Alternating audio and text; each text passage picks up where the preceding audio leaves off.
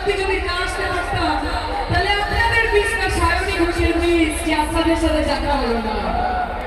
তাই আপনাদের সকলকে বলি যে এই যে ভারতীয় জনতা পার্টি মানে ভারত জ্বালাও পার্টি মানে এই যে বিজেপি অর্থাৎ ভারতীয় জুমলা পার্টি, এই যে বিজেপি মানে যারা ভারতকে দুভাগে ভাগ করতে চায় হিন্দু মুসলমান, ইন্ডিয়া পাকিস্তান, শশাঙ্ক কবরস্থান ছাড়া যাদের মধ্যে কোনো ভাষা নেই তাদেরকে পরার করবেন কি করবেন না, তাদের জামানত বাজেয়াপ্ত করবেন কি করবেন না। আর বলি এই কংগ্রেসকে যে তুমি চলো ডালে ডালে, দিদি চলে পাতায় পাতায়। রানু খানকে বিডিং বলার আগে নিজের ইতিহাসটা একটু দেখে নাও কাকা।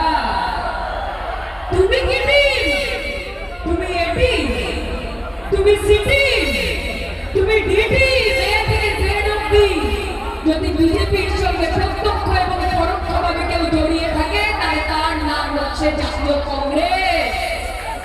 তাই এদেরকে একটা ভোট নয়, বিজেপি আর কংগ্রেস এরা তৈরি করেছে জগা খিচুড়ি, এরা তৈরি করেছে জগা খিচুড়ি। সাউথ কোরিয়া এবং বরাকের মানুষের খিচুড়ি দরকার নেই, তাদের দরকার পোলাও। এবং তার জন্য মনে রাখতে হবে কি হচ্ছে বসে দেখতে পাচ্ছি না তোদেরই তো লোক বসে যা সবাই তো দেখতে পাচ্ছি না। এই যে ঠিক আছে এইখান থেকে ঠিক আছে আমার নেত্রী আমাকে বলেছে কাউকে দুঃখ দেওয়া যাবে না, ওইখানে দেখতে পাচ্ছি আছেন তো ঠিক আছে তো হেলমেট তো খুব সাবধানে কিন্তু কি বলে বিজেপি, কি বলে বিজেপি বলে সবকা সাথ সবকা বিকাশ सबका विश्वास, किसी का विकास नहीं हुआ भाई, खुद का विकास, अंबानी अदानी का विकास, देश का विनाश और गणतंत्र का सर्वनाश। এটাই হচ্ছে ভারতীয় জনতা পার্টির একমাত্র মডেল। আর যখন কিছু পায় না তখন হিন্দু মুসলমান, তখন শশাঙ্ক কবরস্থান, তখন ইন্ডিয়া পাকিস্তান, তখন হিন্দু খতরে মে।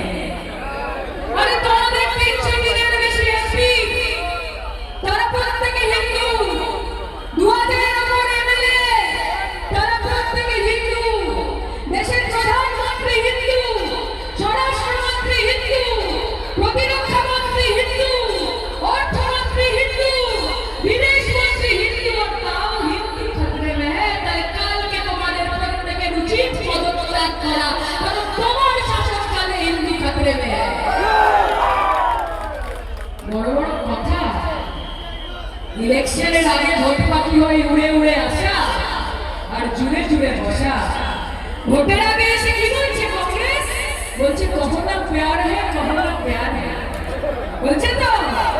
আর ইলেকশনের পরে তোমার দেখা নাই রে, তোমার দেখা নাই কংগ্রেস, তোমার দেখা নাই, তোমার দেখা নাই কংগ্রেস, তোমার দেখা নাই।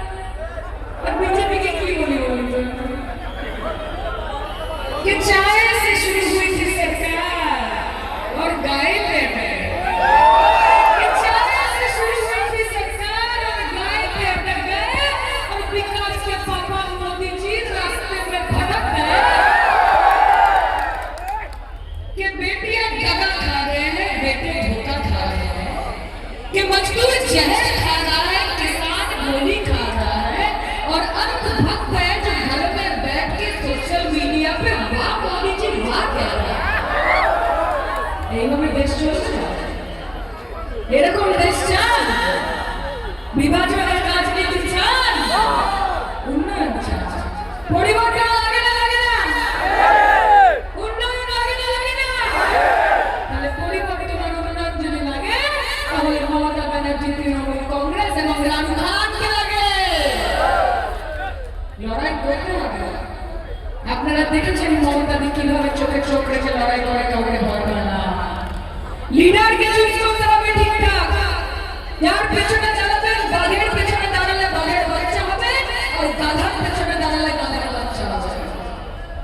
বাংলার বাহিনী মমতা ব্যানার্জি, আর শুধু বাংলা কেন, এই বাচ্চাটাকে দাঁড়িয়ে বলে যাচ্ছি আপনাদের আশীর্বাদ, আপনাদের দোয়াতে মমতা বন্দ্যোপাধ্যায় পশ্চিমবঙ্গের চতুর্থবারের মতো মুখ্যমন্ত্রী হবে, এবং আপনাদের আশীর্বাদ ভরসা দেওয়া থাকলে আগামী দিনে